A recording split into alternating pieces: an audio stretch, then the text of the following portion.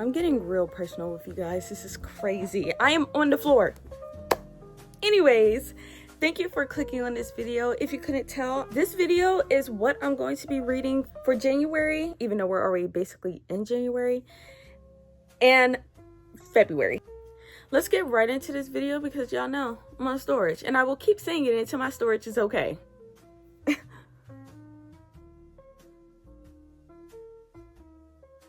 It's January 9th.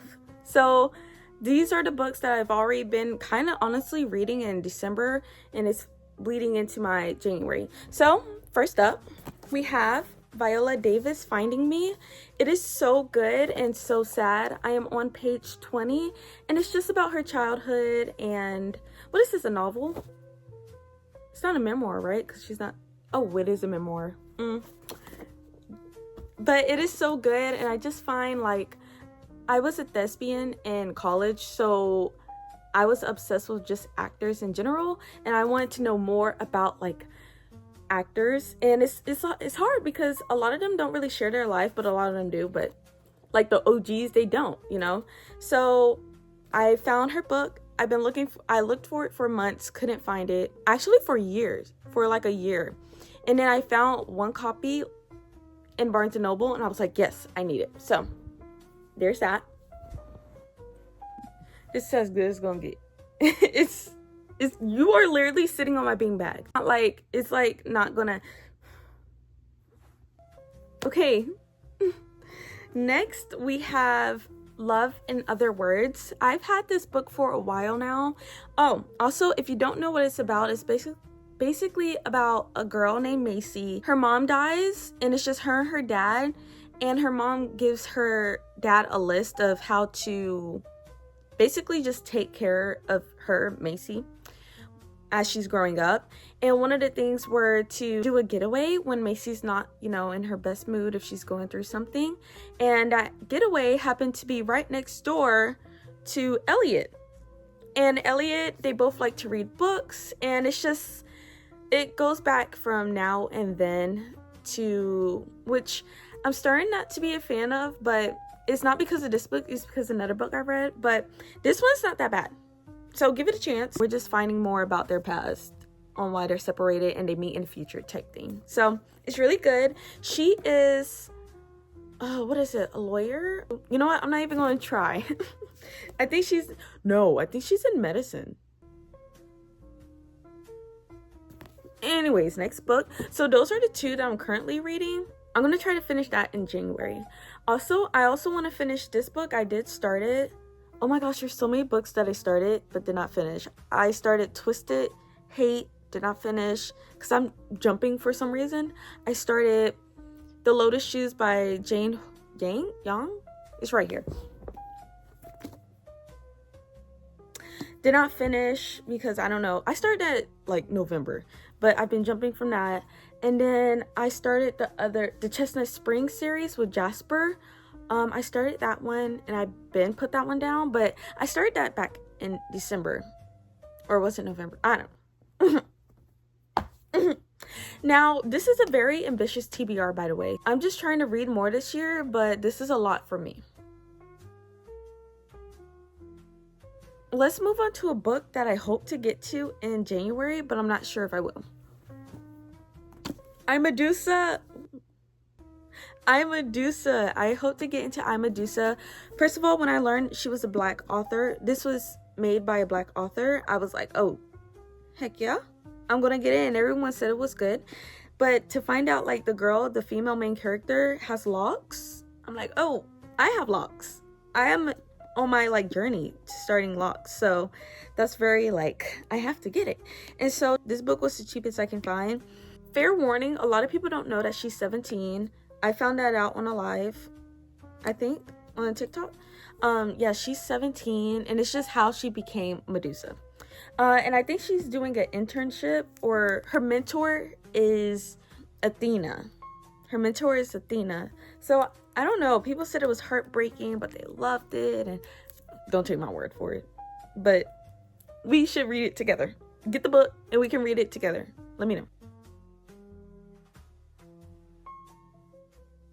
February, I have a few books that I don't have physically, but I want to read it on my Libby app that I know for sure I want to read. Let me get my book.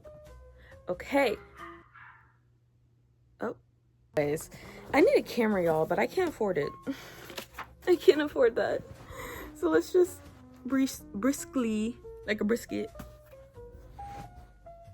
So, like I was saying, I've been wanting some mind-provoking books, and I would read it in this month, and I think I would be able to get through all of them this month. Oh, that's a lie. I don't know.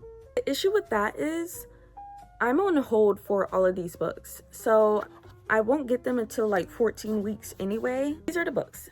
Okay, so we have Men Explain Things to Me by Rebecca Solnit. Basically a book about quote-unquote antidote to mansplaining. So what goes wrong in convos between men and women, how women are silenced when they have something to say.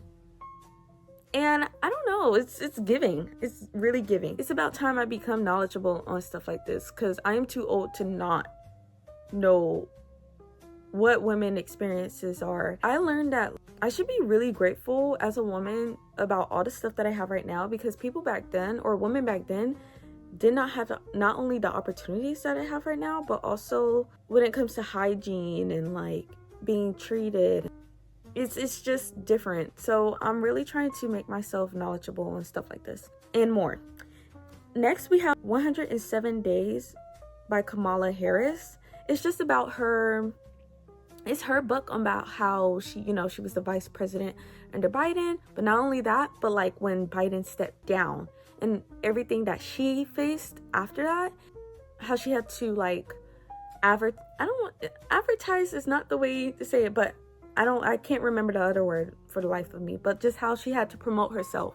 The last book that we have is The Anxious Generation by Jonathan. Here's the name. It's about the younger generation and how we've seen like the start of technology come into play.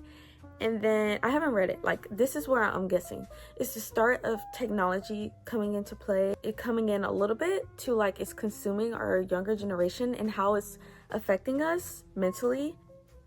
I really want to read it because I feel like I'm very attached. I realized last night that I was on social media so much that day that I felt like a zombie to it. Not only that, I felt sad.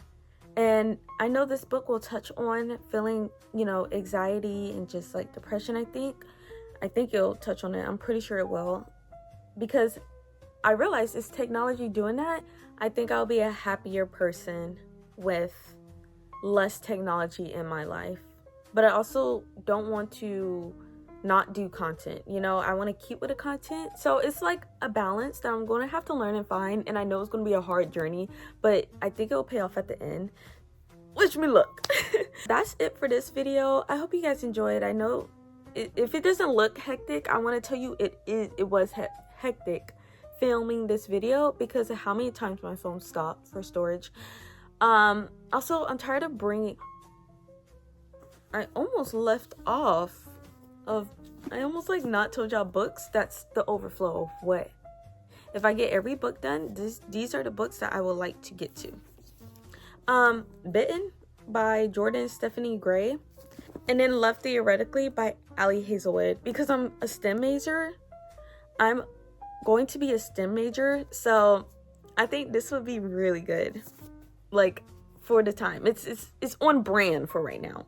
But yeah. Ooh, wait, this might be too spicy. We might have to skip the spice scenes, but look how pretty the edges are. Oh.